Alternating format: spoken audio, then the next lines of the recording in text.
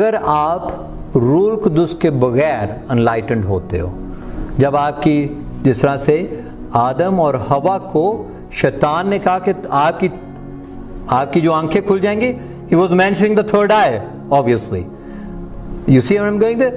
जब आप उससे होते हो तो क्या होता है कि then you do not have love for others. You see Brahmins, they say that they are enlightened people. What do? They hate the lower caste people.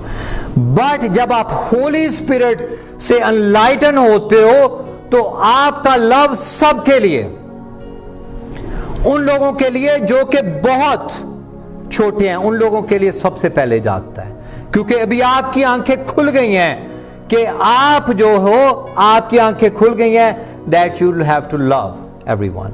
But when you enlighten because of Satan, then you start hating, then you start boasting. But when you're enlightened through the Holy Spirit, you become the least among your brethren. You see what I'm saying?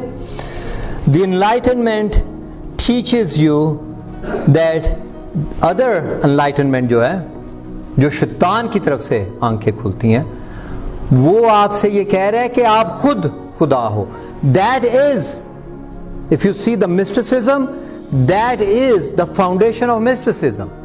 वो कहते हैं कि आप खुद खुदा हो, हर एक चीज को खुदा हो, सब खुदा है और आप भी खुदा हो. I do not have time to go, but जब what Bible teaches is that once you enlightened with the Holy Spirit, then you become the son of God and the daughter of God.